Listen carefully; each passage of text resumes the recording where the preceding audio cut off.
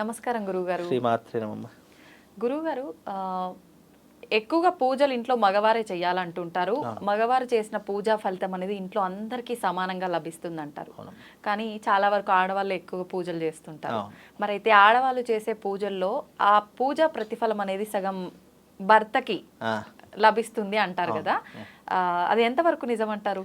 తప్పకుండా తెలియజేస్తాం. చాలా మంచి ప్రశ్న. అంటే ఇందులో చెప్పుకోదగ్గటువంటి అంశం ఏంటి అంటే కనుక, ఇంట్లో చేసేటటువంటి పూజాది క్రతువులు ఎప్పుడైనా సరే, అంటే నిత్య పూజ ఏదైతే చేస్తామో ఇంట్లో మనం ప్రతిరోజు, అది ఇంట్లో ఉన్నటువంటి ఇంటి యజమాని చెయ్యాలి అని మనకు శాస్త్రము చెప్పడం జరిగింది. అంటే శాస్త్రం ఏదైనా ఊరికే చెప్పదు. ఇంటి యజమాని చేసేటటువంటి ఏ పూజా క్రతువైనా సరే ఇంట్లో ఉన్నటువంటి సమస్త కుటుంబ సభ్యులకి ఆ పూజా ఫలితం అనేటటువంటిది వర్తిస్తుంది. ఇందులో ఎలాంటి మార్పు లేదు. ఓకే. అయితే ఆడవాళ్ళు చేస్తే, అంటే భార్యలు చేసే దాంట్లో సగ ఫలితము భర్తకు వస్తుంది అనేటటువంటిది కూడా అక్షర సత్యమే. ఎందుకు అనంటే ఇంట్లో చేసే ఆడవాళ్ళు చేసే క్రతువులు ఏంటి? తులసి పూజ, ఇంటిని శుభ్రం పరచుకోవడము, అలాగే ఇంట్లో నిత్యము దీపారాధన చేసుకోవాలి. తులసి కోట దగ్గర నిత్య దీపారాధన ఆడవాళ్ళకు ఉన్నటువంటి క్రతువు ఏంటి అంటే కనుక, తులసి కోటకు పూజ చేసేటటువంటి ప్రధానమైనటువంటి కర్తవ్యము స్త్రీలకే భగవంతుడు అందించినటువంటి గొప్పనైనటువంటి వరం. ఇంట్లో చేసే నిత్య పూజాది క్రతువులు ఎవరు ఆచరించాలి అంటే పురుషుడు ఆచరణ చేసుకోవాలి. అలాగే స్త్రీ ఏం చేయాలి? పురుషుడు పూజకు సిద్ధమవుతున్నాడు అని అంటే గనక స్త్రీ తన కర్తవ్యం ఏంటంటే పూలు తీసుకురావడము, పూజకు కావాల్సినటువంటి వస్తువులన్నీ కూడా సిద్ధపరచడము, ఇది సహాయం చేయడం అనేటటువంటి స్త్రీ యొక్క కర్తవ్యం. ఇలా చేయడం ద్వారా పూజా ఫలితం అనేటటువంటిది, అంటే భార్య చేసే కనీసం ఒక పువ్వు అందించినా కూడా దాంట్లో సగ భాగము భర్తకు కూడా వస్తూ ఉంటుంది. భర్త చేసేటటువంటి నిత్య పూజ ఫలితము ఇంట్లో ఉన్నటువంటి కుటుంబ సభ్యులందరికీ కూడా ఆ పూజా ఫలితం వర్తిస్తుంది అనేటటువంటి అంశమే తప్ప ఇందులో నిజంగా చెప్పుకోవడానికి ఏంటి అంటే, ఇప్పుడున్నటువంటి ఈ యుగంలో, ఈ ఆధునిక యుగంలో ఇంట్లో ప్రతి ఒక్కరు స్త్రీయే పూజ చేస్తున్నారు తప్ప పురుషులు ఎవ్వరు పూజ చేయడం లేదు.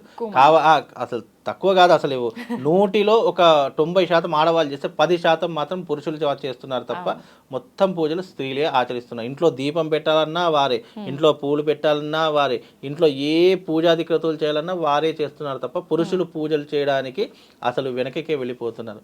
నిజంగా పురుషులు కనుక ఇంట్లో పూజ చేస్తే నిజంగా వాళ్ళ ఇంట్లో ఉన్నటువంటి పాజిటివ్ వైబ్స్ అంతా ఇంత కాదమ్మా.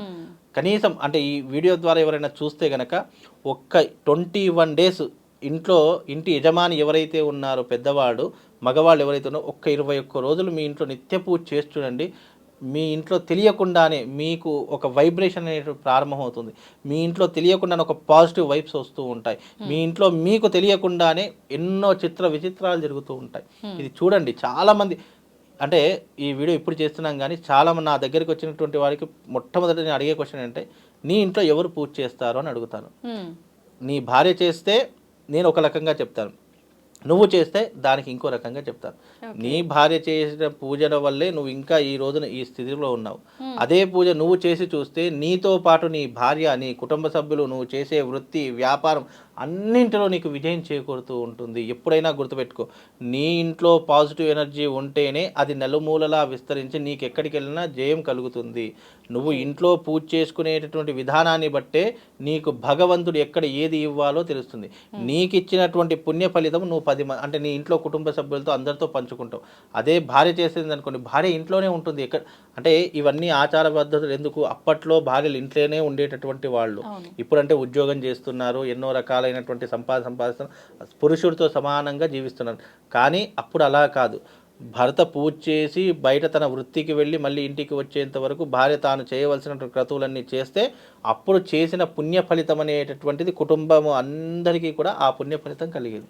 కానీ నిజానికి మనం ఆచరించేటటువంటి సాంప్రదాయంలో పురుషుడు ఇంటి పూజ చేయాలి అనేటటువంటి సాంప్రదాయాన్ని పెట్టారు. దాని ద్వారానే అందరికీ ఫలితం వస్తుంది తప్ప ఆడవాళ్ళు చేయడం ద్వారా భర్తకు సగ ఫలం ఎప్పుడు వస్తుంది? వ్రతాలు చేయడము, యజ్ఞయాగాదులు చేయడము, అలాగే భర్త ఒకవేళ అందుబాటులో లేకపోతే, ఇప్పుడు చాలామంది విదేశాలలో ఉంటున్నారు, లేదా సమయం కుదరక నువ్వు చేసుకో అమ్మా, నేను అక్కడ చాలా వీడియో కాల్ ఆన్లైన్లో దండం పెట్టుకుంటున్నారు, అలాంటి సిచ్యువేషన్ వస్తుంది. అలాంటి సమయాల్లో భార్య చేస్తే సగ భాగం భర్తకు వస్తుంది, అందులో ఎలాంటి ఇబ్బంది లేదు. కాకపోతే ఏంటంటే మనం ఎప్పుడైతే దంపతయుక్తంగా పూజ చేసుకుంటామో భార్య చేసేటటువంటి పూజలో సగభాగం పురుషుడికి వస్తుంది. అందుబాటులో లేనప్పుడు కూడా నువ్వు ఏదైనా వ్రతం చేసి సత్యనారాయణ వ్రతం చేసావు, నీ భర్త అందుబాటులో లేడు, లేదా ఇంకేదైనా వ్రతాలు చేసావు, యజ్ఞయాగాదులు చేసావు, నీ భర్త పక్కన లేడు అన్నప్పుడు తన భర్త యొక్క వస్త్రాలు ఏవైతే ఉంటాయో అవి పక్కన పెట్టుకొని నువ్వు గనక వ్రతాది క్రతువులు కానీ పూజాది క్రతువులు చేస్తే నువ్వు చేసినటువంటి పుణ్య ఫలితం సగభాగము నీ భర్తకు తప్పకుండా దొరుకుతుంది. కానీ భర్త చేసినటువంటి దానిలో ఇంకెవరికి పుణ్య ఫలితం దక్కదు. అది కుటుంబం ఇంటింటి పాద అందరికీ దక్కుతుంది. ఈ కేవలం భార్యకే కాదు, పిల్లలకు దక్కుతుంది, తల్లిదండ్రులకు దక్కుతుంది, అందరికీ కూడా పురుషుడు చేసిన పుణ్య ఫలితం కుటుంబం అందరికీ కూడా దక్కుతుందమ్మా. అంత విశేషం. ఇప్పుడు అంటే ఫలితం దక్కుతుంది ఓకే, ఎవరైనా అంటే హస్బెండ్కి ఏమైనా గండాలు దోషాలు లాంటివి ఉంటే భార్య దానికి సంబంధించి ఏమైనా పూజలు చేసినప్పుడు అది తొలగిపోయే అవకాశం ఉంటుందా? అయితే ఇక్కడ గండములు దోషములు అంటే అర్థం ఏంటి అంటే గనక భర్త లేవలేనటువంటి స్థితిలో ఉండి కనీసము ఒక పువ్వు తీసి ఒక భగవంతునికి అర్పించలేనటువంటి శక్తి లేనటువంటి సమయంలో అప్పుడు భార్య పూర్తిగా భర్త యొక్క అంగీకారంతో చేస్తేనే ఆ పుణ్య ఫలితము భర్తకు దక్కుతుంది. అంతే తప్ప భర్తకు అన్ని రకాలుగా సదుపాయాలుండి ఆరోగ్యం అంతా బాగుండి అన్నీ ఉండి పూజ చేయలేదు అని అంటే ఎట్టి పరిస్థితుల్లో ఆ పూజా ఫలితం అతనికి దక్కదు. అది భార్యకు మాత్రమే స్థాపితమై ఉంటుంది తప్ప భర్తకు దక్కదు. భర్తకు ఎప్పుడు దక్కుతుంది అని అంటే కనుక నీకు ఏదైనా ఇబ్బంది కలిగినప్పుడు, ఆపద కలిగినప్పుడు, చేయలేనటువంటి పరిస్థితులు ఉన్నప్పుడు నీ భార్య ఆ స్థలంలో కూర్చుండి నువ్వు భర్తగా మనస్సులో ఆ యొక్క భావన చేసుకుంటూ ఆ వ్రతం గనక పూజ గనక యజ్ఞయాగాదులు గనక చేస్తే ఆ ఫలితం నీకు తప్పకుండా దక్కుతుంది. అంతేగాని ఇప్పుడు చాలామంది ఏం చేస్తున్నారు, దయచేసి నన్ను పూజలో ఇన్వాల్వ్ చేయకండి, నీకు ఎంత డబ్బు కావాలో తీసుకో, ఏం కావాలో అది చేసుకో, ఏం కావాలో అది తెచ్చుకో, అంతే తప్ప నన్ను దాంట్లో కూర్చో దీంట్లో కూర్చొని నన్ను ఇబ్బంది పెట్టకు అని చెప్పేసి భార్యలకు అంత రకములైనటువంటి ఫ్రీడమ్ ఇచ్చేసావు. కానీ అక్కడ డబ్బులు ఇవ్వడము, నువ్వు పూజ చేయడము, లక్షలు ఖర్చు పెట్టడము, బ్రాహ్మణులు పిలుచుకోవడం వచ్చి గ్రాండ్గా చేసుకుంటా, నువ్వు ఎంత గ్రాండ్గా చేసుకున్నా భర్త అనుమతి ఉండి భర్త పక్కన ఉంటేనే నువ్వు చేసుకున్నటువంటి దానికి పూర్తి 100% రిజల్ట్ అనేటువంటి నీకు వస్తుంది. అది చిన్నదైనా సరే పెద్దదైనా సరే. కాకపోతే నువ్వు భర్త అనుకూలంగా ఉండి అన్నీ ఉండి నీకు డబ్బులు ఇచ్చేస్తాను నువ్వు చేసుకో అని చెప్తే ఆ పూజ చేసినటువంటి దానికి వ్యర్థమే తప్ప, నువ్వు బూడిదలో పోసిన పన్నీరు తప్ప ప్రతిదీ నీకు ఫలితం అనేటటువంటిది రాదు.